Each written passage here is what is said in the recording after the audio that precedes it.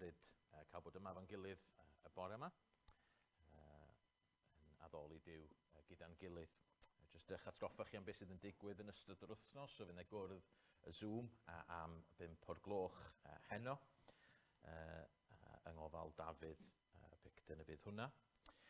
Ac wedyn, bore yma mae... Lle mae Dafydd yn pregethu bore yma? Llanyrchymedd. Mae Dad yn Tan y Coed hefyd, lle ni gofio amdanyn nhw. Yn ystod yr wythnos, cyfarfod gweddi. Cyfarfod gweddi am 7:45 yn Hy Eirin y Sera.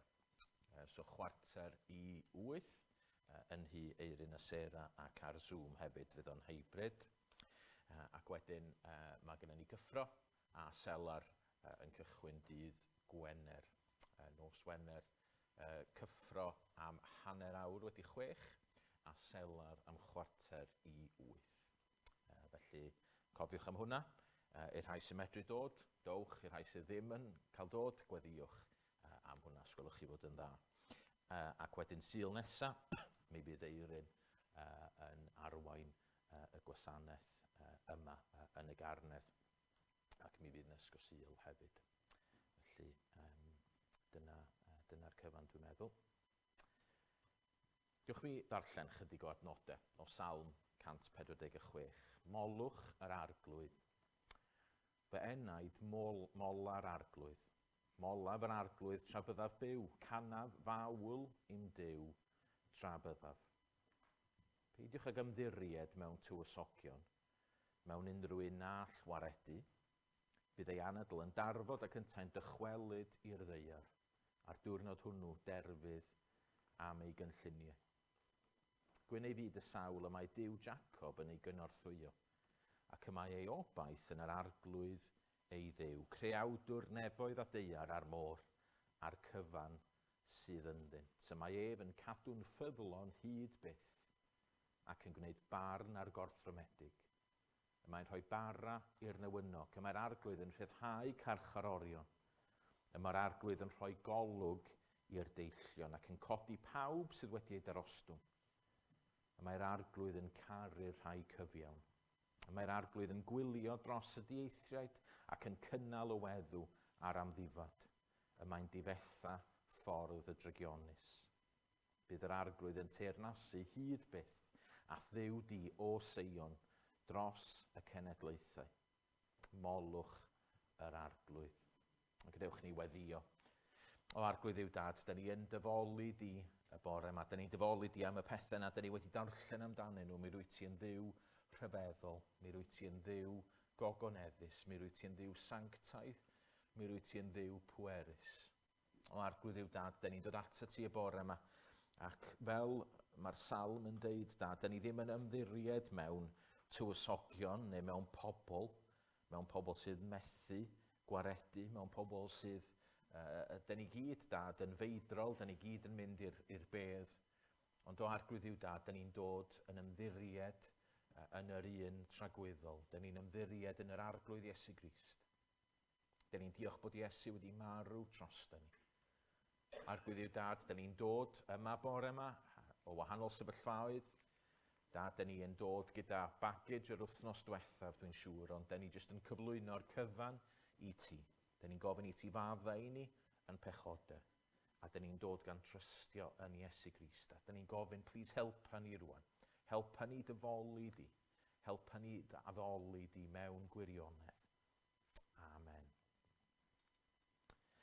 Wel, da ni'n mynd i ganu. Da ni'n mynd i ganu tair can efo'i gilydd. Lle mae'n ffôn?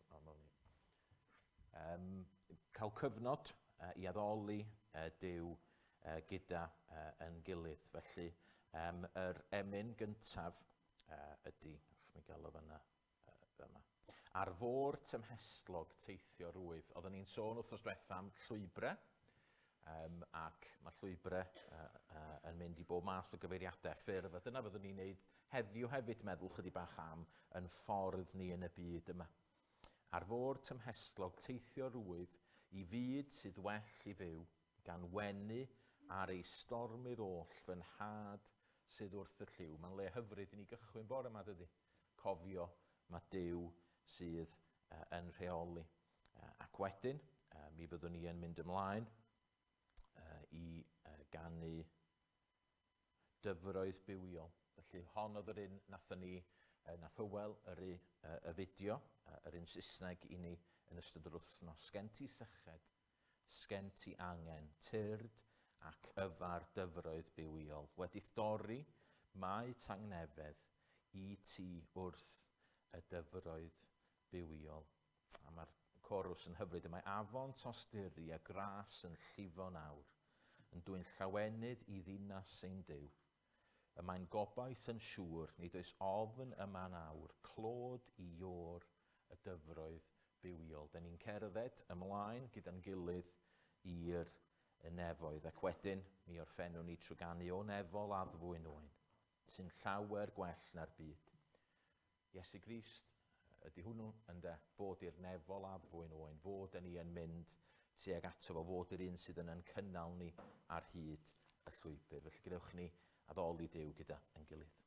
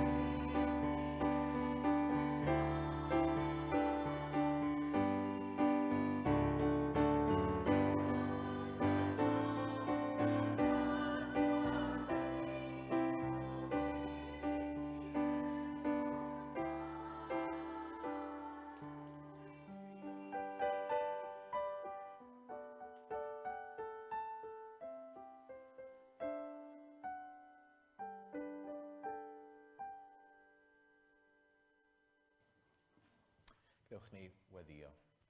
Arglwydd Duw Dad, da ni yn diolch i ti am yr arglwydd Iesu Grist. Da ni yn diolch i ti am yr afon yna oedden ni'n ganu amdano fo rwan. Arglwydd Duw Dad, da ni'n gwybod bod ni angen dyfroedd bywiol. Da ni'n gwybod bod gyda ni syched. Da ni'n gwybod bod ni ddim digon cryf ar ben yn hun. Da ni'n gwybod bod ni angen rhywun arall. Da ni angen rhywun i ofalu amdano ni. Da ni angen rhywun i agor yn calonau iddo fo.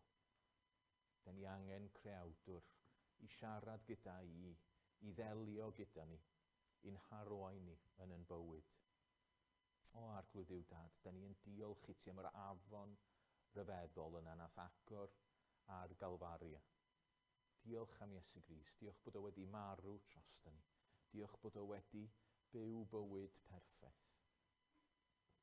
O Arglwydd Duw Dad, wrth i ni weld i fywyd o ac edrych ar y ffordd yr oedd o'n byw i fywyd, da ni'n gwybod i fod o mewn perthynas agos gyda ti y tad. Da ni'n gwybod bod o wedi byw yn berffaith, wedi bodloni y ddeddf yn llawn. Oedd o mor wahanol i ni yn helpu y rhai oedd mewn angen, yn sefyll i fyny dros y rhai oedd yn cael i gwrthod. Yn ddoeth ym mhob ffordd, ac eto mae'n marw trosto ni, ac ar y groes yn dioddef dirmig a gwawd, ac yn waeth ac hynny, dirmig a gwawd pobl eraill, ond yn dioddef am yn pechod ni. O Dduw Dad, nes di droi cefn ar Iesu Grist ar y groes trosto ni. A da ni'n diolch felly fod na afon o gariad wedi agor yn fanna, bod o wedi mynd ymlaen trwy'r bedd agored, trwy'r bedd gwag, a bod o'n llifo allan o Jerusalem i bob rhan o'r byd. A diolch bod i wedi cyrraedd Bangor. Diolch bod i wedi cyrraedd yn clyw ni yn calonau ni, a bod ni wedi profi ag yfed o'r afon rhyfeddol yna y bore yma. Da ni jyst yn diolch i ti bod na eraill trwy'n gwlad, eraill yn Mangor hyd yn oed sydd yn cael profi o dy gariad i bore yma. Da ni'n gofyn i ti fendithio yn brodyr anchiorydd lle bynnag y maen nhw. Da ni jyst yn diolch i ti am y teulu rhyfeddol yma i ti di rhoi i ni. A da ni'n cyflwyno rhain yr eglwys sy'n methu bod yma y bore yma. Da ni'n gofyn i ti fod gyda nhw yn agos iawn, ac i ti helpu nhw, ac i ti o Arglwydd Duw Dad fod yn bendith iddyn nhw. Bydd gyda ni hefyd rwan bore yma wrth i ni ddarllen dy air di, ac wrth i ni ddod i geisio meddwl beth sydd gen ti i ddweud wrthon ni. O Dad, da ni'n gwybod bod ni angen hynny. A da ni'n gwybod bod ni angen dysbryd di ym mhob ffordd. Bydd gyda ni felly, plis, yn enw Iesu. Amen. Mae Nia yn mynd i ddod ymlaen, rwan i ddarllen i ni o Daniel, y pennod 6. Daniel 6.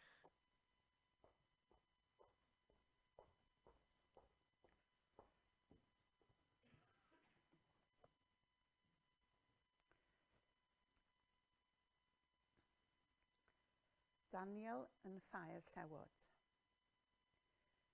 Penderfynodd Dareios benodi 120 o lywodraethwyr, un i fod dros bob rhan o'r deyrnast, a throstyn twy 3 rhaglaw gan gynnwys Daniel. Ac iddy'n twy oedd roedd y llywodraethwyr yn gyfrifol i warchod buddiannau'r brenin. Yr oedd Daniel yn rhagori ar y rhaglawiaid a'r llywodraethwyr am fod ganddo ddawn arbennig, a bwriadau'r brenin i osod dros yr holl deyrnas. Yna chwiliodd y rhaglawiaid a'r llywodraethwyr am ryw achos ynglyn â'r deyrnas y gallent i ddwyn yn erbyn Daniel. Ond ni fedrent gael achos na bai ynddo. Am ei fod mor ddidwyll, ni chawsant unrhyw amryfusedd na bai ynddo. Yna dywedodd y dynion hyn, ni fedrwn gael unrhyw achos yn erbyn Daniel hwn, os na chawn rhywbeth ynglyn â chyfraith i Dduw. Felly, aeth y rhaglawiaid a'r llywodraethwyr gyda'i gilydd at y brenin a dweud wrtho, O frenin Dareios, bydd fyw byth. Y mae holl swyddogion y deyrnas yn benaethiaid a llywodraethwyr, yn gynghorwyr a rhaglawiaid, yn unfryd â'i gilydd, y dylai'r brenin wneud deddf a gorchymyn pendant fod pob un sydd o fewn 10 diwrnod ar hugain yn ymbil ar unrhyw ddyn neu dduw neu ddyn ar wahân i tŷ o frenin i'w daflu ffair llewod. Y nawr o frenin, cadarnhau'r gorchymyn ac arwydda'r ddogfen, fel na chaiff ei newid yn ôl cyfraith i gyfnewid y Mediaid a'r Persiaid. Felly, arwyddodd y brenin Dareios y ddogfen a'r gorchymyn. Pan glywodd Daniel fod y ddogfen wedi arwyddo, aeth i'w dŷ. Yr oedd ffenestr ei loff yn agor i gyfeiriad Jerusalem, a cyntau'n parhau i benlinio deirgwaith y dydd, a gweddio a thalu diolch i'w Dduw, yn ôl i arfer. Daeth y bobl hyn gyda'i gilydd, a dal Daniel yn ymbil ac yn erbyn ar ei Dduw. Yna eithant at y bren a'i atgoffa am ei orchymyn, ond nid wyt wedi arwyddo gorchymyn fod pob un sydd o fewn 10 diwrnod ar hugain yn gweddio ar unrhyw dduw neu ddyn ar wahân i tŷ o frenin, i'w daflu ffair llewod. Atebodd y brenin, dyna'r gorchymyn, yn unol â chyfraith i gyfnewid y Mediaid a'r Persiaid. Dywedasant weithiau wrth y brenin, nid yw'r Daniel ma o geithglyd Jwda yn cymryd unrhyw sylw ohono ti na'r gorchymyn arwyddais do frenin, ond mae'n gweddio deirgwaith y dydd. Pan glywodd y brenin hyn, yr oedd yn drist iawn, a cheisiodd ffordd i achub Daniel, ac ymdrechu hyd fachlyd hael i'w arbed.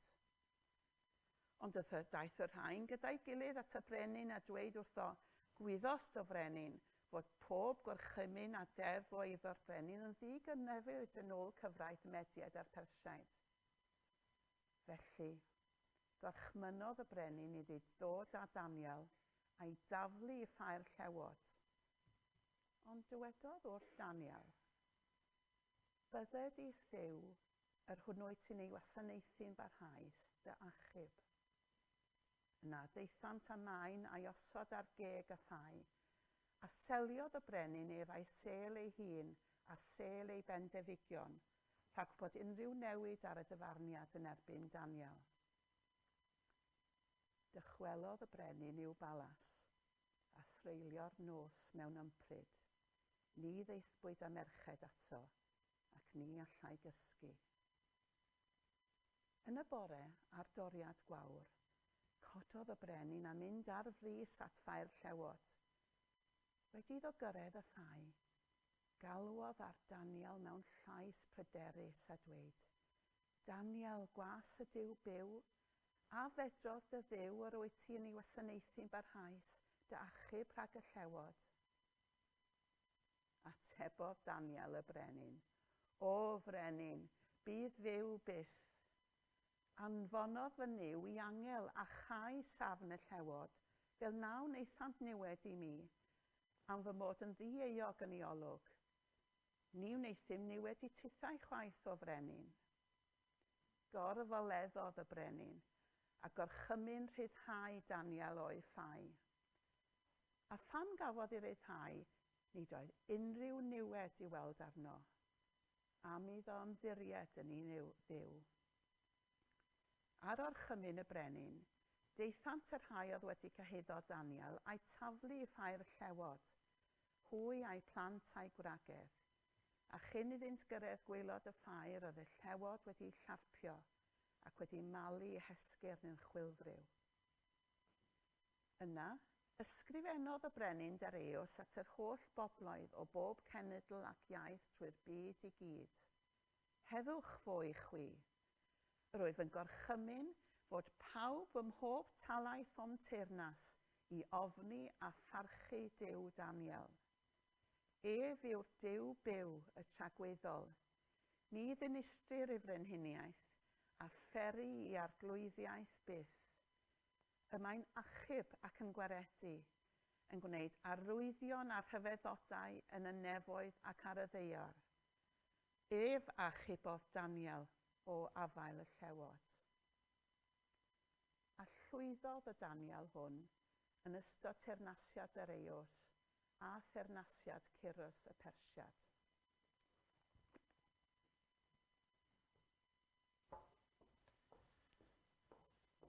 Gwych, diolch yn fawr iawn. Yn gret, dydy, mae'n hanes amazing.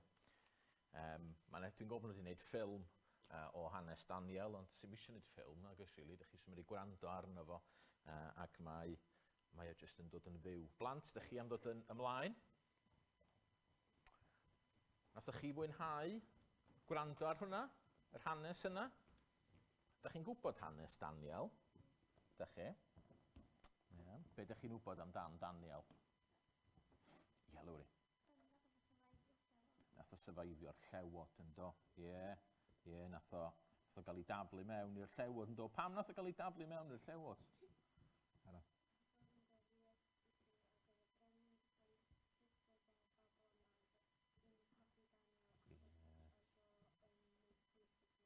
Da iawn, ie, oedd pobl yn eiddigeddus ohono fo'n doedd yna, nath nhw, rhyw fath o tricio'r brenin yn do.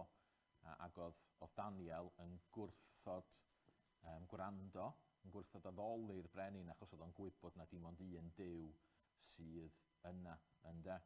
Mae'n hanes hollol rhyfeddol. Reit, wel, nathon ni chwarae gêm wythnos diwethaf. Da chi'n cofio? Anna, ti'n cofio? Ista draw yn ochr yna, plis. Diolch. Felly, oedden ni yn chwarae gêm, a da ni'n mynd i chwarae gêm eto heddiw. Gwyd ni gael fyny ar y sgrin. Pwy sydd wedi chwarae'r gêm yna blaen? Guess Who. O'n i'n meddwl fysa'r rhan fwyaf ohono. Pob un ohonoch chi bron iawn wedi chwarae Guess Who. Sut ydych chi chwarae Guess Who? Mae pobl yn famar o'n edrych yn mynd yn nervous iawn, dwi'n gweld nhw. Meddwl, ella fyddai'n pigo yn nhw. Sut ydych chi'n meddwl ydych chi'n chwarae Guess Who? Dewi.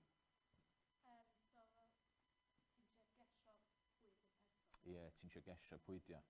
So da ni'n mynd i roi lot o clues a da chi'n gofyn oes gan y person yma. So da ni'n dweud, allwn ni gael pawb i sefyll i fyny gallen, a fysa ni'n mynd i dweud oes gan y person yma wallt brown. A sy'n ni'n mynd i yn un a, os nhw'n eistedd lawr. Mae Lowri rili eisiau chwarae'r gêm yna. Newn ni wneud wedyn efalle. Ond, reit, mae hwn chdi bach yn wahanol, ond dwi'n mynd i sôn wrthych chi am dwi'n mynd i roi clues i chi mynd i chi gesio pwy di'r person. Iawn? Reit, dyma'r clue cyntaf. Mi roedd y person yma yn Iddew. Oedd y person yma yn Iddew, oedd o'n Hebread, oedd o'n yn dod o wlad yr Iddewon. Ond efallai oedd o ddim yna. So dyna di'r cliw cyntaf. Os ydych chi'n meddwl bod chi'n gwybod, cadwch o yn eich pen. Cadwch o yn eich pen. Reit, nesa. Mi roedd y person yma'n hoffi gweddio. Cadwch yn eich pen, dwylo lawr. Cadwch yn eich pen. Iawn. Mae'r un o'ch chi'n dechrau gesio, falle pwy o'n i'n meddwl amdano fo. Reit, nesa. Mi gafodd y person yma fai ar gam. It's a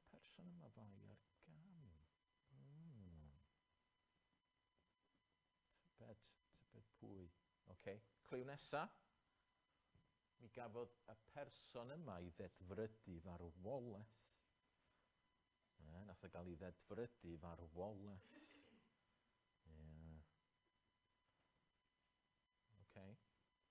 Ben, wyt ti'n meddwl bod ti'n gwybod pwy dio? Ti eisiau deud wrtho fi'n dawel. Pwy wyt ti'n meddwl dio? Reit, Gwyn i weld. Reit, nesa. Mi gafodd y maen i roi dros y drws a'i gau i mewn.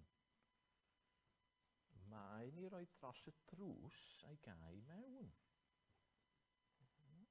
Pwy oedd yn gwrando ar y darlleniad? Falle oedd ni an i wneud. Nesa. Mi roedd y person yma'n fyw. So yn y bore, nathon nhw gyrraedd, ac oedd y person a ddod yn disgwyl, ac oedd gen i fo, neu hi, lais petrus iawn, ac oedd o'n meddwl, ydy'r person yma yn fyw? Ydy'r person yma wedi cael trwy'r nos yn y sefyllfa yma? Ydy'r person yn fyw? Pwy ydych chi'n meddwl? Dwi'n meddwl amdano fo. Ania? Daniel? Daniel. Mae'n ffitio, yn dydy, yn dda. Mae'n ffitio yn dda iawn iawn. So, ydych chi'n cofio, ewn ni nôl at y clues eto, mynd nôl i'r cychwyn yna. So, mi roedd y person yma'n iddew, Daniel yn iddew, yn doedd, ond oedd o ddim yn byw yng ngwlad yr iddewon ar y pryd. Mi roedd y person yma'n hoffi gweddio. Oedd Daniel yn hoffi gweddio? Oedd. Mi gafodd y person yma fai ar gam. Nath o gael bai ar gam? Do, wir yn do, achos oedd o'n dyn dim byd o'i le, nag oedd. Mi gafodd y person yma i ddedfrydu farwolaeth. A sut oedden nhw'n mynd i ladd Daniel? Sut oedden nhw'n mynd i ladd o? Taflu fo at y llewod ynde, ie? Mi gafodd y maen i roi dros y ddrws ei gael mewn. Oedd hwnna'n ddiddorol darllen, ac oedden nhw roi y maen ar y drws. Oedden nhw roi rhyw fath o faen ar draws y drws mwyn cloi o mewn. Ac wedyn yn y bore, oedd y brenin yn disgwyl bod o di marw yn doedd? Ie. A doedd o ddim. Oedd o wedi cael yn fyw. Ond mae yna un cliw arall. Fe sy'n yn hachub ni.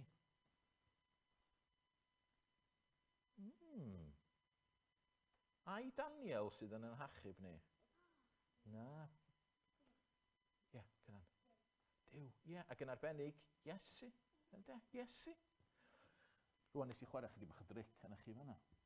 Achos ydych chi'n gwybod be, mae'r Hen Testament yn llawn o cliws. Mae fel se Duw yn dweud wrthyn ni, gesiwch be dwi'n neud. Ac yn yr Hen Testament, mae yna lot o hanesion. Mae'n hanesion am brenhinoedd mawr. Ac mae Duw fel se fo'n dweud, hei, gesiwch pwy di'r un special. A wedyn mae hanes Daniel yn dod. A mae hanes Daniel yn ffantastig. Ond yn hanes Daniel, mae fel se Duw yn pwyntio at rhywun gwell. Fel se Duw yn dweud, hei, mae Daniel yn gret, mae Daniel yn rili da, ond mae yna rhywun hydnoed yn well. Dych chi'n gweld tebygrwydd rhwng y ddau stori? Oedd Daniel wedi cael bai ar gam. Nath Iesu gael bai ar gam? Do.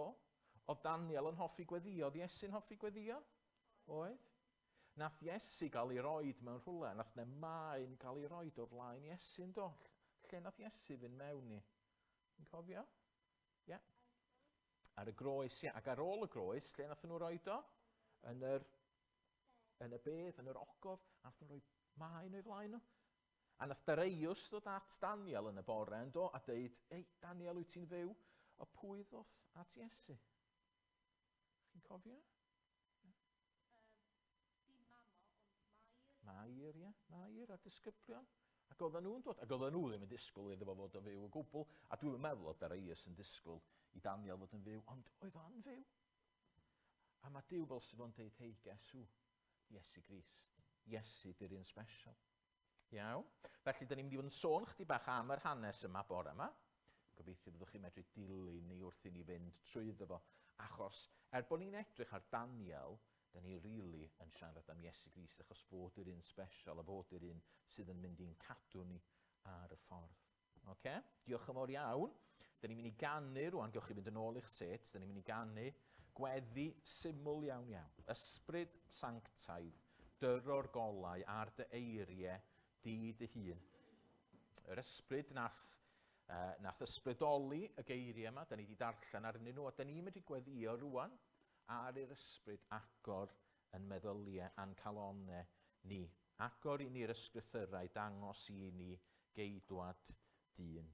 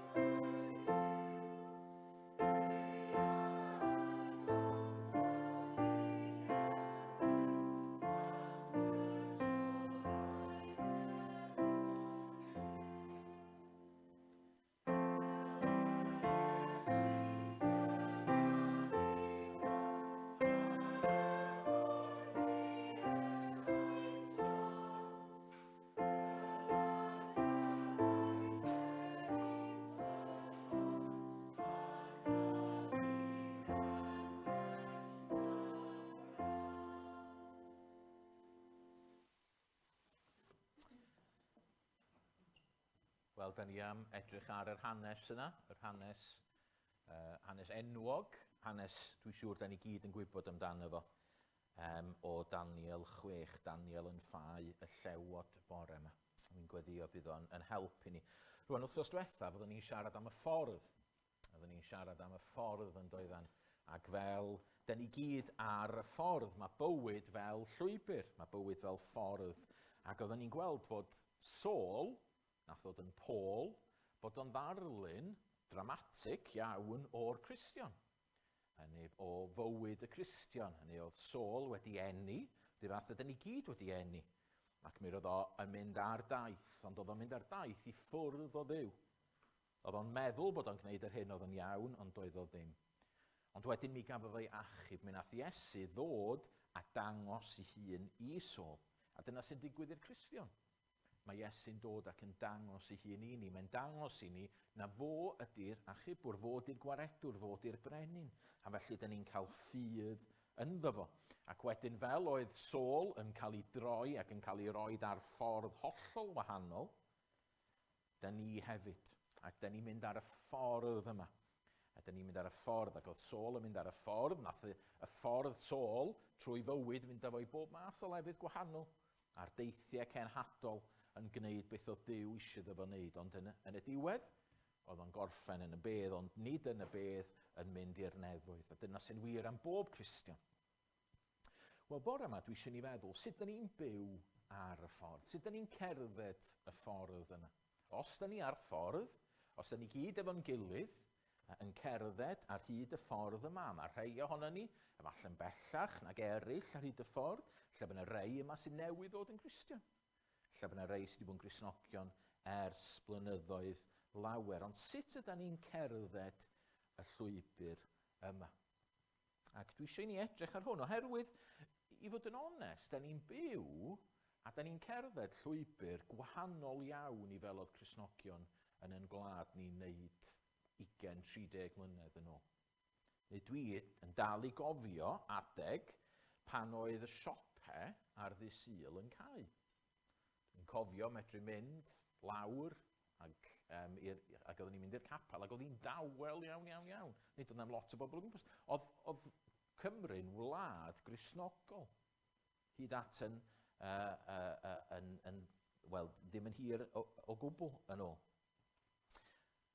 Blynyddoedd yn ôl, oedd Cristnogion yn cerdded, a dwi'n mynd deud bod eu taith nhw'n haws, dwi'n mynd deud bod o'n haws iddyn nhw fyw yng Nghymru, ond oedd eu brwydrau nhw i weld yn frwydrau o fewn Cristnogaeth. Hynny ydi Cristnogaeth oedd yn gwlad ni. A felly dwi'n cofio adeg pan oedden ni'n meddwl, wel, ydyn ni'n mynd i yfed ar faes y Steddfod neu ddim.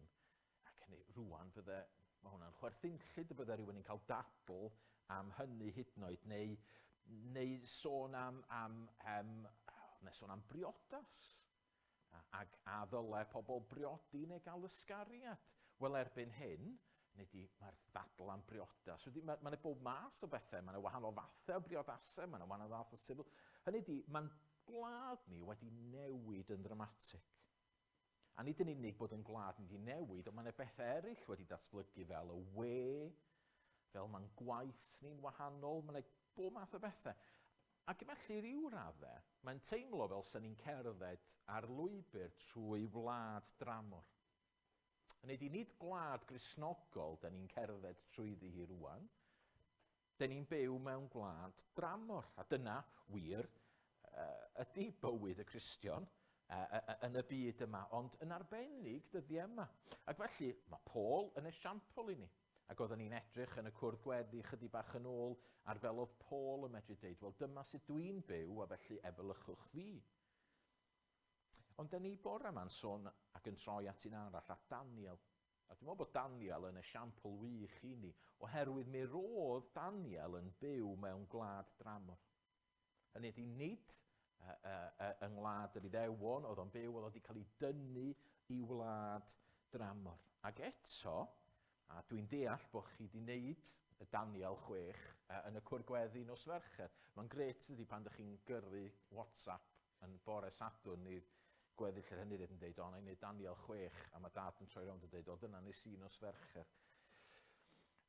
Ond be ydych chi'n sylwi am Daniel, a dwi'n meddwl be nath ei sylwi ar nos Fercher, oedd bod Daniel yn rhyfeddol, hynny di yn wyneb byw mewn gwlad dramor. Yng ngwyneb yr holl bethau mae nath o gadw ar y llwybr.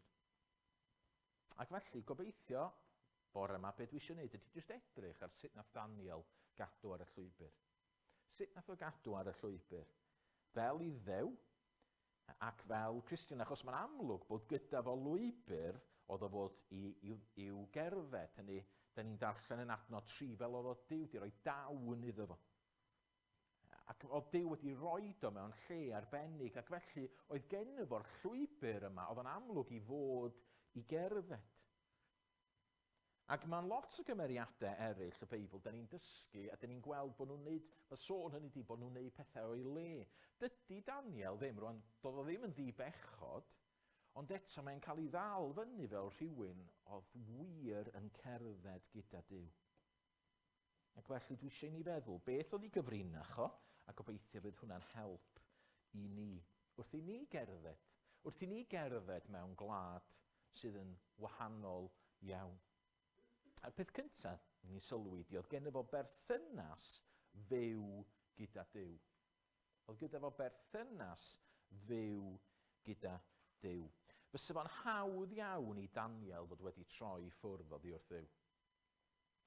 A nid troi ffwrdd o Dduw oherwydd fod o'n cael amser anodd, ond oherwydd fod o'n cael amser grêt. Hynny oedd Daniel wedi cael yr holl bethau rhyfeddol yma, oedd wedi cael ei ddewis achos oedd o yn berson arbennig. Oedd o'n berson siŵr o fod, oedd yn reit olygus, oedd yn edrych yn dda, oedd o'n berson clefar iawn, oedd o'n un o'r iddewon gorau, a felly beth oedd y brenhinoedd, y Babylon wedi wneud, oedd i gymryd o i mewn atyn nhw, ac oedden nhw'n ei taflu yr holl ddynion ifanc ma efo'r gorau, y bwyd gorau, oedden nhw'n cael byw mewn llefydd hyfryd, ac wrth gwrs beth oedden nhw'n gobeithio oedd fydde pobl yn anghofio am ei hen ffordd o fyw ac yn troi ffordd Babylon. Ac felly fysa fo'n hawdd iawn i Daniel droi, fysa'n hawdd iawn i Daniel ddeud, hei, dwi jyst yn mynd i fwynhau y bywyd yma sydd ganddo fi rwan.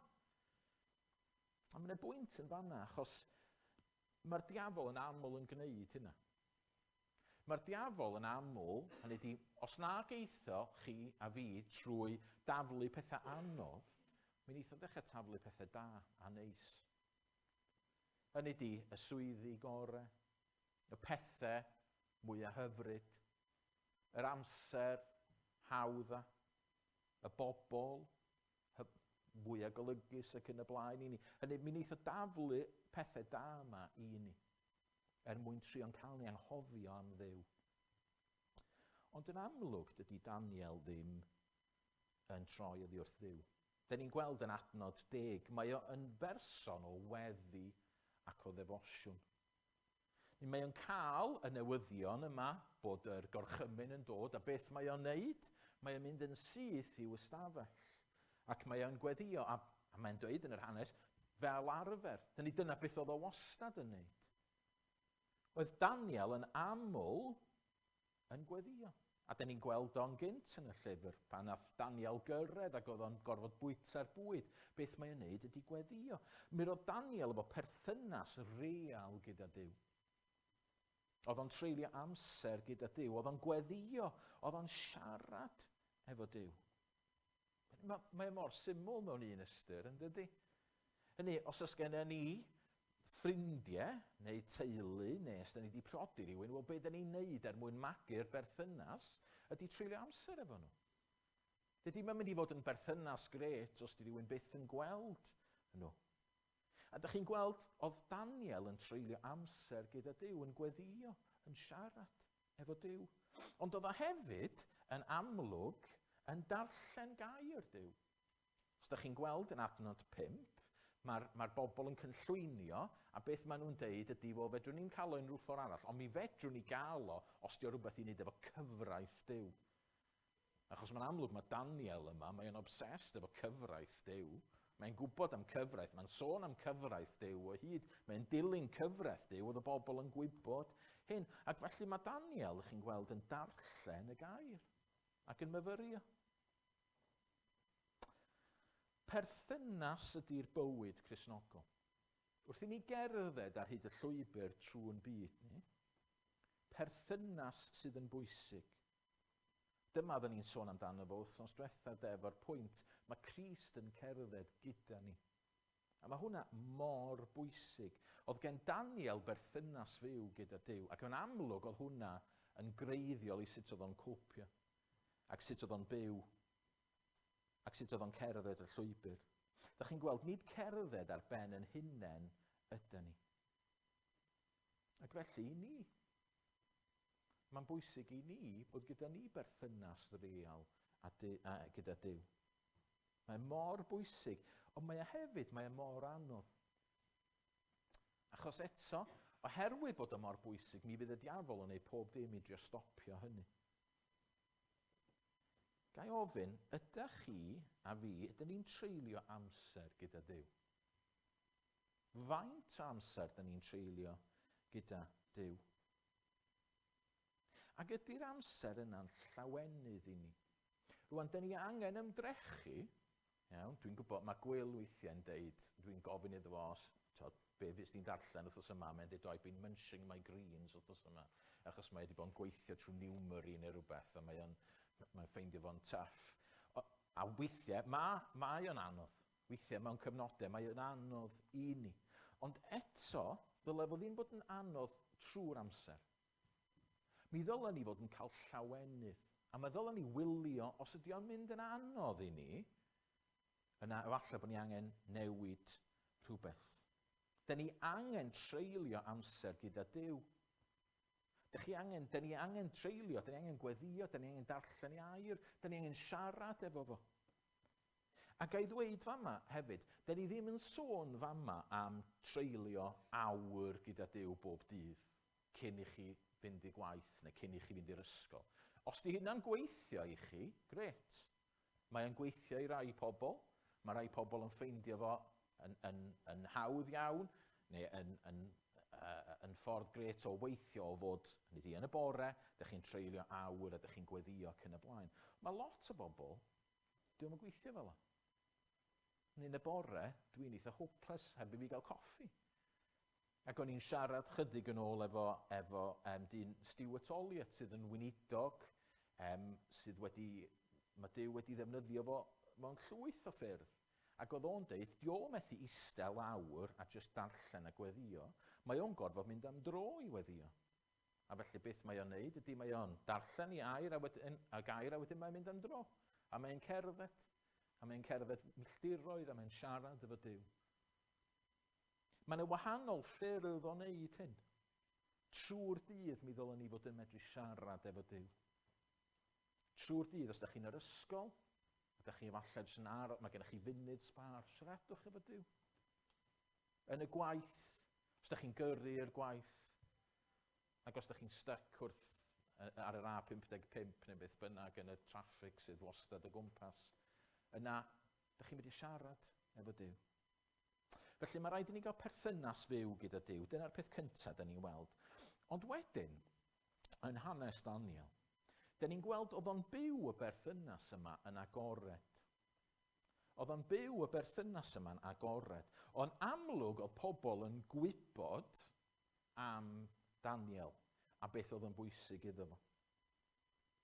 Da ni'n weld o yn gynt pam yn sôn am fwyta, dydy, yn y penodau cyntaf pam yn cyrraedd i gychwyn efo, a da chi'n cofio'r hanes efo bwyta, y bwyd ac yn y blaen. Diolch yn trio cuddio i ffwrdd, mae'n mynd yn agored ac yn deud wrth y person, dwi'n yn fodlon bita'r bwyd yma sydd wedi i'w roed i aberthu ei lunod.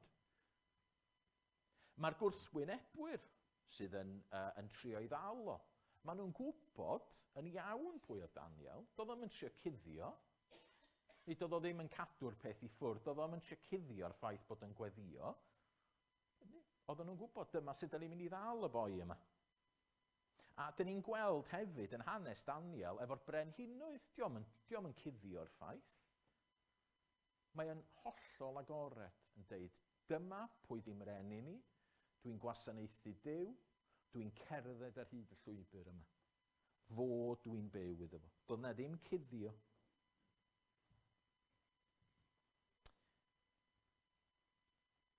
Pe bai pobl, ydych chi'n hoffi chwarae word association, weithiau. Ydych chi'n gweiddi rhywbeth gair allan, ydych chi'n gorfod meddwl am air. Mae'n gêm eitha peryg i chwarae weithiau, achos rhaid gawn i chi weiddi. Ond ydych chi'n gweiddi fel rygbi allan, ydych chi'n meddwl bod pa air sy'n dod gyntaf i'r meddwl, neu gweiddi rhywbeth arall. Os ydy rhywun yn gweiddi Daniel allan yn fama, dwi'n siŵr se pobl yn dweud, Duw, Iawe neu beth bynnag, hynny oedden nhw'n gwybod. Se pobl yn gweiddi'ch enw chi a fi allan o flaen yn ffrindiau ni, be fysa'r gair cyntaf fysa'n dod i'w meddwl nhw tybed? Se'n cydweithwyr ni neu'n cymdogion ni, se ni'n mynd atyn nhw rwan, neu se chi'n mynd at yng nghymdogion ni, ac yn dweud, hey, Steff, tell me about him. Be fysa nhw'n dweud? Chi'n gweld, wrth i ni gerdded ar y llwybr yma, mae'n bwysig bod ni'n agored.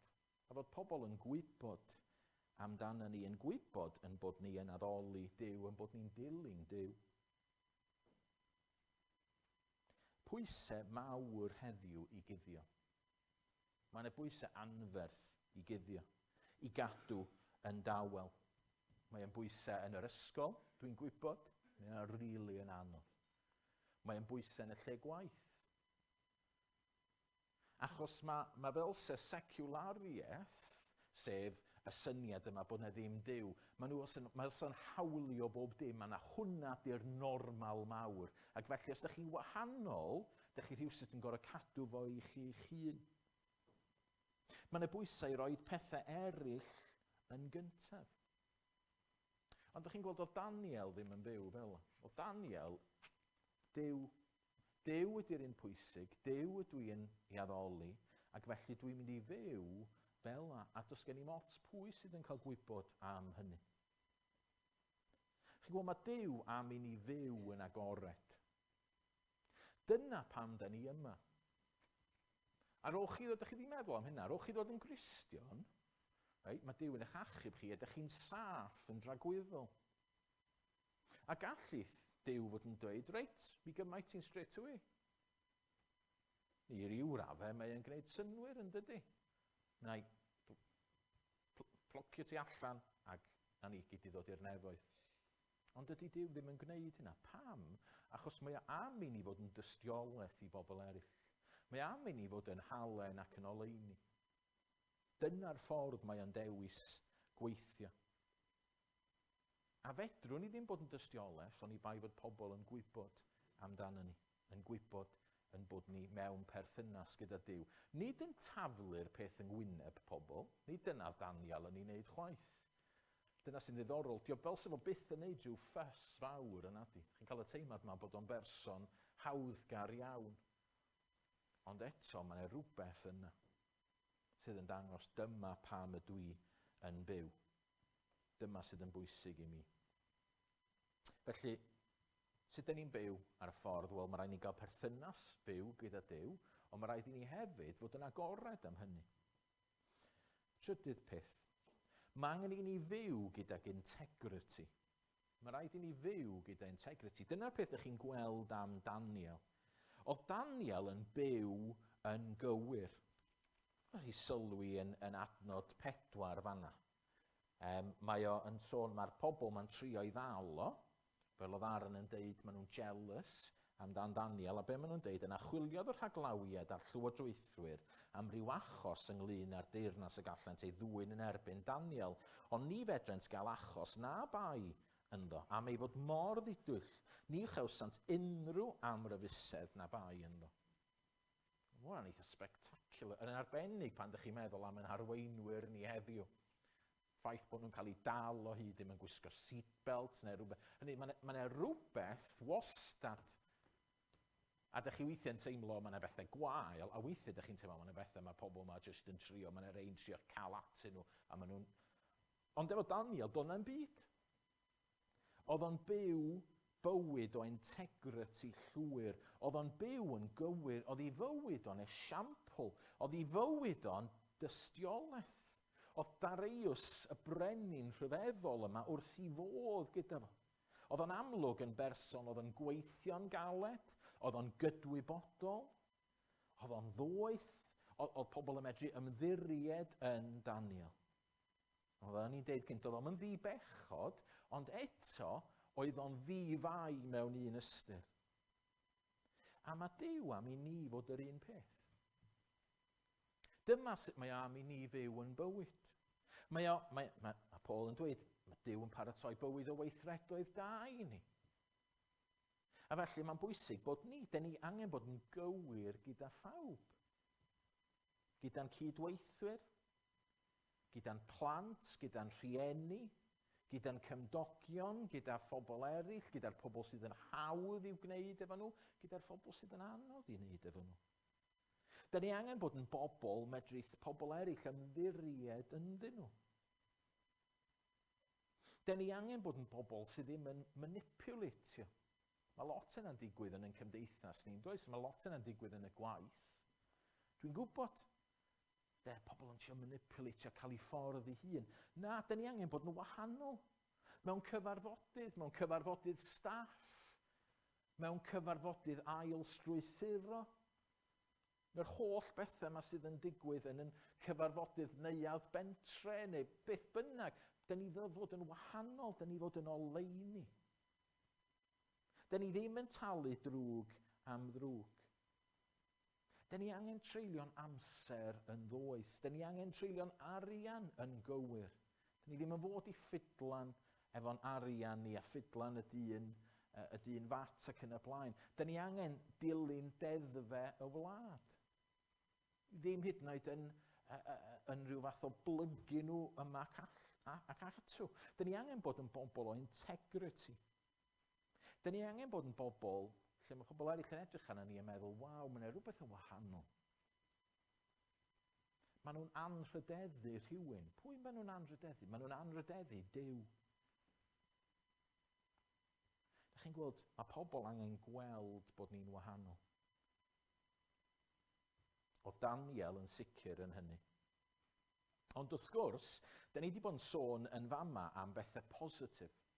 Neu di pethau da. Dwi'n siŵr sa pawb, unrhyw grefydd yn dod mewn ac yn dweud, wel ie, mae'n bwysig bod ni'n byw fel yna.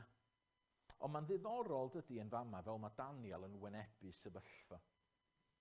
A mae'n debyg iawn y bydd nifer ohono ni, ac mae nifer ohono ni mynd i forfod gwynebu sefyllfaoedd tebyg. Achos mae 'na ddeddf yn dod mewn, a mae Daniel yn gwybod fedra i ddim dilyn y ddeddf yna. Mae yna ryw irony yn does yna. Dych chi'n gwybod, a mae'n ddywediad ydy deddf y Mediad a'r Persiaid. Hynny ydy, da ni ddim yn cael mynd yn erbyn y ddeddf yma. Mae'r ddeddf yma'n bwysig. A dyma fel mae'r brenin wedi deud wrth Daniel, mae'r ddeddf yma'n bwysig. Hwn ydy'r gorchymyn pwysig. A mae Daniel yn mynd, hold on, mae gen i orchymyn pwysicach. Dwi'n dilyn rhywun mwy. A mae Daniel yn cyrraedd croesffordd yn fama. Mae Daniel efo penderfyniad i'w wneud. Mae'n amlwg yn berson dawnus, mae'n berson doeth. Dio ddim jyst yn gwneud pethau'n chwit-chwat, mae o'n meddwl. A dyma'r pedwerydd peth da ni'n gweld, ydy, da ni angen integrity yn bywyd tuag at Dduw. Duw sydd yn dod gyntaf. Rwan, pam bod Daniel, a mae'n ddiddorol iawn, wrth ddarllen trwy hanes Daniel, dych chi'n gweld weithiau mae'n sefyll a weithiau dydy o ddim. So, efo pethau fel ei enw, mae'n gadael iddo fo gael enw gwahanol, ond dio ddim yn bwyta'r bwyd. A mae angen gweithio hynny allan. Pam bod Daniel yn sefyll mewn rhai llefydd a ddim mewn llefydd eraill? Ond yn fama'n sicr mae Daniel yn deud, hold on, na. Dwi'n methu mynd lawr y llwybr yma. Dwi'n meddwl oherwydd bod o'i wneud efo'i galon o. Bod o'i wneud efo rhywun yn dweud wrtho fo, mae yna rhywun yn fwy na Duw.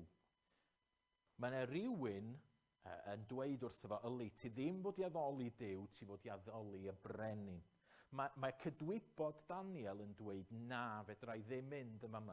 Mae'n mynd yn erbyn Duw. A mae'n mynd yn erbyn gorchymyn Duw. Ac yn glir, da ni'n ei weld o, mae Duw yn dweud, yn dydy bod ni fod i addoli fo yn unig. Ac felly mae Daniel yn gwrthod. Rwan, fysa fo'n hawdd i Daniel fod wedi ffeindio ffordd rownd. Hynny, rhoid y cart o flaen y ceffil mewn un ffordd. Hynny, fysa Daniel di medru deud, wel, ylwch, dwi yn y lle sbesial yma. Dwi'n y lle arbennig yma. Mi fedra i wneud rhywbeth rhyfeddol dros Dduw yn fama. Mae Duw wedi'n rhoi di yn fama. Ac os na i wrthod, yna fyddai'n colli yn lle, fyddai'n cael yn lladd, a felly fydd hi fwy anodd i'r Iddewon. Felly, mi na i guddio, neu mi na i wneud rhywbeth yn wahanol. Dydy Daniel ddim yn gwneud hynna o gwrthod, o gwbl. Mae o jyst yn gwrthod. Mae o'n dweud, dwi'n gwybod bod Duw yn galw fi fyw yn wahanol, a felly dyna beth mae o'n wneud. Mae'n parhau i weddio. Mae Daniel yn ddyn o egwyddor. Neu, chwaraedd arall, mae Daniel yn ddyn o berthynas. Neu beth mae o'n dweud ydy, mae Duw yn fwy pwysig i mi. Mae Duw yn fwy pwysig i fi na ti, Dareius. Mae'n fwy pwysig i fi na mywyd i hydnwyd.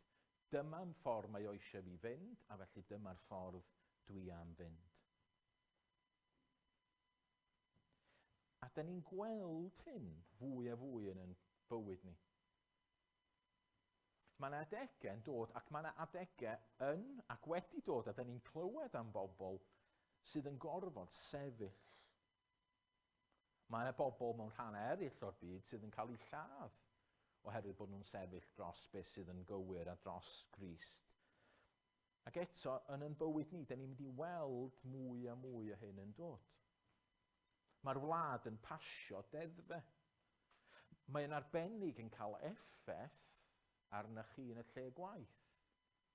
Neu dwi'n hynod diolchgar, dwi'n gweithio i elusen Gristnogol ac felly i ryw raddau, weithiau dwi'n yn gorfod wynebu hyn, ond dwi'n gwybod pan o'n i yn athro'n hun. Mae yna bethau'n dod, a maen nhw'n ddyrus, a maen nhw'n anodd.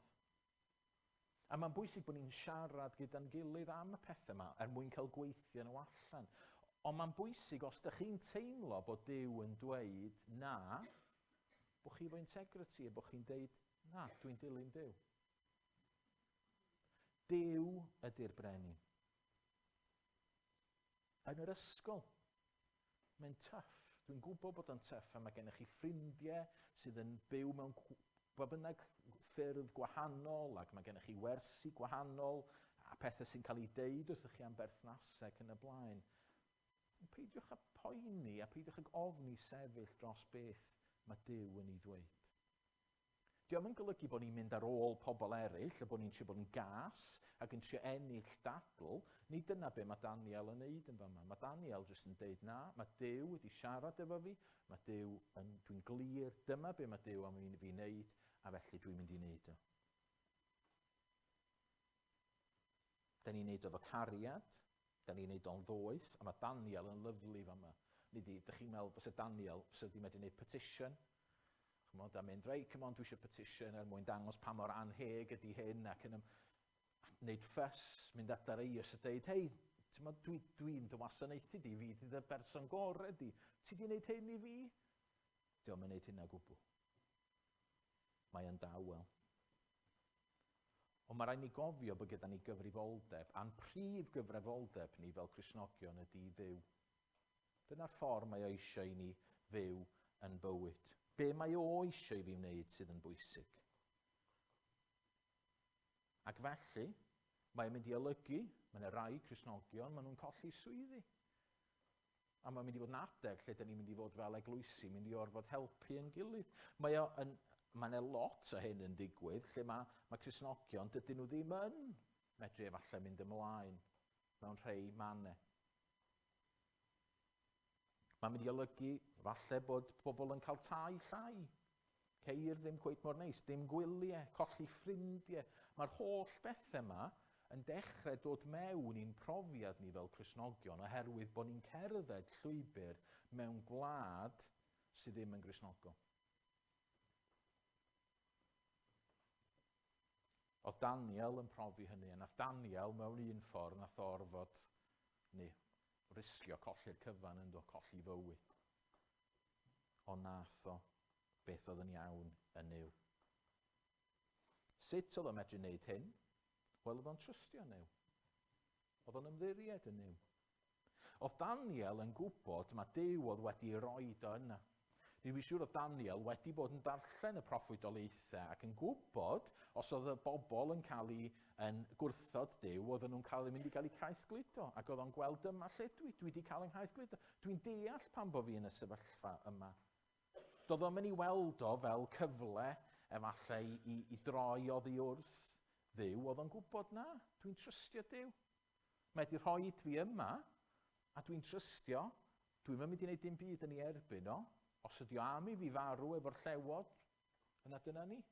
Dyna ni'n gweld hynna efo Sadrach, Mesach ac Abednego, ond ydyn maen nhw'n dweud, taflwch ni mewn i'r tân. Os fydd Duw yn achub ni, mi fydd Duw yn achub ni. Os na, yna, mi fydd o yn cymryd ni gartre. Dych chi'n gweld mae Daniel yn trystio Duw, a mae eisiau ni trystio Duw. Mae pethau newid. A mae'n hawdd i ni feddwl, di Duw yn colli control. Na, di Duw ddim yn colli control. Mae'n hawdd i ni feddwl, ydy Duw wedi'n gadael ni yn y wlad yma? Wel na, dydy o ddim wedi'n gadael ni. Mae eisiau ni drystio yno fo. Nos Fercher, o'n i yn gyrru lawr o Wrecsam i ben y bont ar ogwr. Ac oedd hi'n dywyll, ac oedd hi'n rhewllyd.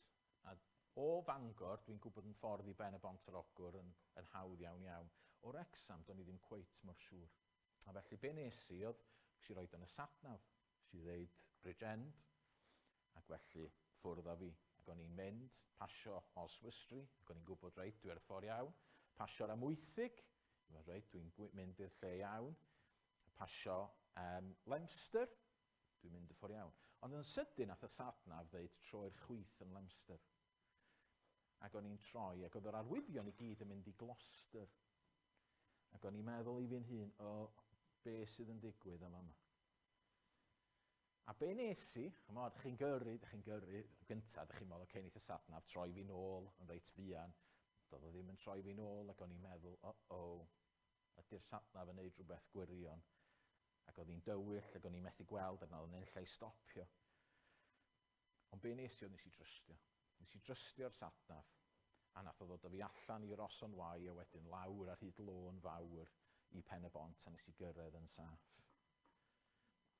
Wedych chi'n gwybod, mae gennym ni rhywbeth lot gwell a satnaf. Mae gennym ni Dduw i drystio. A weithiau, mae o'n neud ni fynd ar lefydd fel ath o fo Daniel fyma. Rhywbeth hollol, hynny oedd bywyd Daniel yn mynd yn gret. Oedd o'n medru gweld y ffordd ymlaen, dwi'n siŵr. Ac yn sydyn, mae yna rhywbeth yn dod. A mae Daniel yn meddwl, dwi'n mynd deall. Ond mae'n gwneud yr hyn y mae Duw yn ei wneud, yn ofyn iddo fo. Mae'n trystio'n nghymeriad Duw. Mae'n trystio'n ngair Duw. Mae'n trystio'n mhŵer Duw. Mae'n trystio'n geirwiredd Duw. Chwi roed o fel yma. Nes i ddarllen ar y cychwyn Salm 146. A dwi wrth y modd efo'r logic yn y salm yma. Mae'n cychwyn ffwrdd yn deud molwch yr arglwydd. A wedyn beth mae'n neud yn adnod 3, di dweud peidiwch ag ymddiried mewn tywysogion. Dafydd yma mae'n deud, hei, peidiwch ymddiried mewn brenhinoedd. Pam? Mewn unrhyw un na llwaredu. Dafydd yn deud, peidiwch â trystio mewn pobl. Pa mor wirion ydi o? Os oes gennych chi Dduw, holl bwerus sydd yn eich caru chi i ddechrau trystio mewn pobl, hyd yn oed chi eich hun. A wedyn mae'n mynd ymlaen eto, bydd ei anadl yn darfod ac yntau'n dychwelyd i'r ddeiar. Ar diwrnod hwnnw derfydd am ei gynlluniau. Mae'r salm os efo jyst yn deud, ylwch, pa mor wirion ydi o bod ni ddim yn trystio Duw. Os da ni'n trystio na ni'n hunain, da ni'n cael pethau'n wrong. Da ni'n methu achub yn hunain o gwbl. Felly mae Daniel yn esiampl i ni ar y ffordd. Mae gennym fo berthynas gyda Duw. Perthynas real. A mae eisiau ni gael perthynas real. Mae yn berthynas agored. Mae pobl yn gweld hynny. Mae o efo integrity. Mae yn byw bywyd cywir. A mae eisiau ni fod yn bobl o integrity. Mae gyda fo integrity yn niw. o flaen Duw. Mae'n gwybod beth mae Duw eisiau iddo fo wneud, a felly dydy o ddim yn mynd yn erbyn hynny, a mae eisiau ni wneud hynna, mor anodd y bydd o. Ac os oes rhywun mewn sefyllfa fel ar hyn o bryd, yna siaradwch gyda Cristnogion eraill. Oherwydd weithiau, dio ddim yn hawdd. Weithiau mae'n cydwybod ni mor sensitif, mae'n dda siarad gyda'r eraill. Mwyn i ni gael gweithio'r pethau yma allan, achos fel o'n i'n deud, weithiau di Daniel ddim yn sefyll ar ei pethau, ond weithiau mae e. A mae eisiau trystio. Ond jyst yn sydyn i orffen. Jyst sbiwch ar y canlyniadau. Sbiwch ar y canlyniadau i Daniel wrth fyw yn y ffordd yma. Dwi'n eisiau jyst deud, wel, dyma ffordd mae rhaid i chi fyw. Dyma'r ffordd mae rhaid i fi fyw. Dych chi'n gwybod mae Daniel yn profi pethau rhyfeddol yma, dydy? Sy'n ni bod wrth i fodd mewn un ffordd, eistedd efo efo'n ffair llewod, yn gwybod bod y llewod wedi cael ei ceio, Pwy sy'n am angel yr arglwydd? Dwi'n bysa rei pobl yn dweud, mae Iesu Grist ei hun oedd hwnna. Mae'n anhebygol bod Daniel yna jyst yn cysgu. Oedd o'n siarad. Oedd o'n cael profi perthynas real efo Duw. Hyd yn oed os mae'n Iesu, hyd yn oed os angel oedd o'n cael gweddio. Oedd o'n cael moli Duw. Dych chi'n gweld, wrth i ni fyw fel yma, dyn ni'n profi Iesu Grist. Nesewch ata fi, a mi na i nesau ata chi, mae Duw yn ei ddweud. Mae canlyniadau rhyfeddol. Mae mor exciting cael byw fel yma. Mae'r peth gorau un. Mae'n well nag unrhyw beth arall. Gen i lwyth o ffrindiau sydd yn weinidogion, ac yn aml, ddim pob un ohonyn nhw, ond mae lot ohonyn nhw, maen nhw'n bobl clefar iawn. A fysa nhw'n medru gwneud bob math o bethau yn y byd. A weithio mi eistedd lawr efo nhw, a mae'r excitement, mae Crist wedi achub rhywun yn dragwyddol. Maen nhw wedi wneud y cam yna, mae Duw wedi galw nhw, maen nhw wedi gwrando arno fo, ac felly maen nhw wedi profi rhywbeth rhyfeddol. A mae'r un peth yn wir yn pa bynnag ffordd da ni'n byw, pa bynnag waith sydd gennym ni beth bynnag, mae Crist, os da ni'n dilyn ffyrdd, Crist mi ddoeth o ata ni, a mi gewn ni brofi fo. Mae Daniel hefyd yn dod â daioni i'r wlad. Mae'n wych meddwl fel mae'r bobl horrible yma oedd yn jealous o Daniel, maen nhw'n mynd o'r llywodraeth yn llwyr, a felly mae'n rhaid bod y wlad yn cael daioni allan o hynny. A beth sydd yn thrilling ydy gweld fel mae eraill yn dod i brofi. Dych chi'n gweld ar y diwedd fel mae Brenin Darius yn sgwennu at yr holl bobloedd o bob cenedl. Dych chi'n dychmygu yr llythyr yma'n mynd allan, a Darius yn frenin ar yr holl dynasedd yna. A be mae'n dechrau gwneud? Mae'n dechrau gyrru llythyrau. Ef yw'r Duw byw y tragwyddol. Ni ddinistrir efo'r anhuniaeth a pheri a'r glwyddiaeth byth. Y mae'n achub ac yn gwaredu ac yn gwneud arwyddion a rhyfeddodau yn y nefoedd ac yr yfyr. Mae pobl eraill yn cael clywed am Iesu. A ydych chi'n gweld dyna ydy'r ffordd mwyaf o efengylu sydd gennym ni, ydy bod yn bywydau ni'n sefyll allan. A bod pobl yn medru gweld. Ac wrth i ni gerdded ar y llwybr, a weithiau dy'r llwybr ddim yn hawdd, a weithiau mae'n anodd. Ond mi fydd Duw yn defnyddio'ch tystiolaeth chi. Meddwch pa mor thrilling fydde fo yn y nefoedd. A mae chi'n eich ffrindiau chi'n dod fyny a dweud, hei, dwi yma. Iesus di achub fi, ond dwi yma herwydd o'ch ddiwsio ti. O'n i'n gweld ti. O'n i'n gweld bod ti'n byw mewn ffordd wahanol.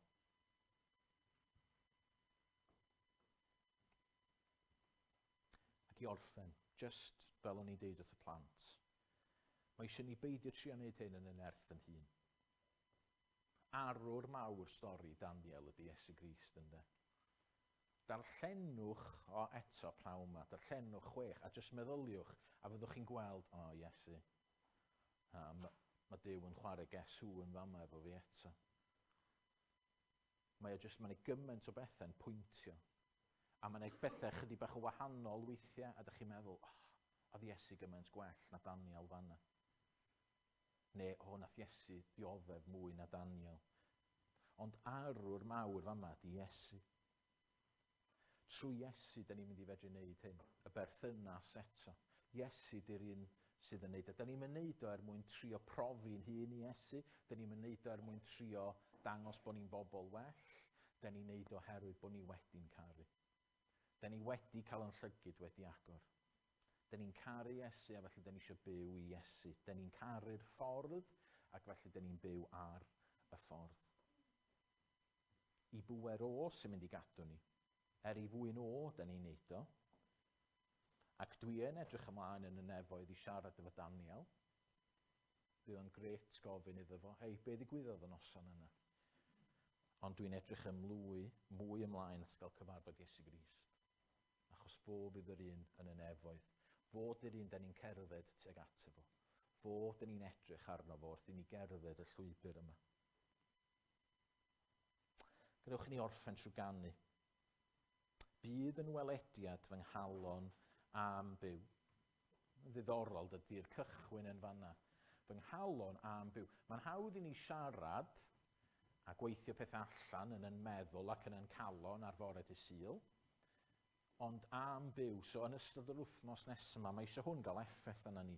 Dim ond tydi ar hyn ydwyt fy niw, yng nghwsg neu'n effro, bob awr a phob pryd, ti yn oleini, ti yn llenwi fy mryd. Bydd yn ddoethineb yn air gwir i mi. Os da ni'n gwybod y ffordd, da ni'n gwybod beth i wneud, da ni'n siarad. Da ni'n siarad efo Duw. Da ni'n edrych yn ei air o, da ni'n siarad efo'n cyd-Gristnogion ni. Ti mi'n gwmni a mi gyda thi. Tydi yn dad a mi'n fab ar dy lun. Ti yn fy nghalon a mi a thi'n un. A wedyn mae'n mynd ymlaen i sôn fel mae'n darian, fel mae'n gleddyf i ni. A da ni'n ymwybodol, da ni yn gorfod brwydro. Bydd yn arfogaeth am nerth o fy nhad.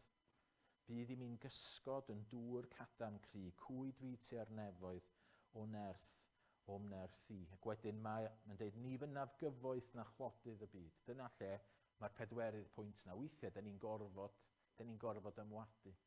Da ni'n gorfod dweud, na, dwi'n mynd ffordd na. Dwi'n byw am y pethau yna. Ti'n etifeddiaeth yn awr a phob pryd. Tydi yn ddiw, yn unig ddiw nghalon ni. Brenin y nefoedd, fy'n rhysor wyt ti. Ac wedyn i orffen, wedi'r holl frwydro. Dych chi'n teimlo bod chi'n brwydro heddi? Dych chi'n teimlo bod bywyd yn anodd? Dych chi'n teimlo bod chi'n cerdded? Dych chi'n teimlo allan bod chi'n hyd yn cerdded? Dych chi'n cropian ymlaen? Dwi'n aml yn teimlo fel yna.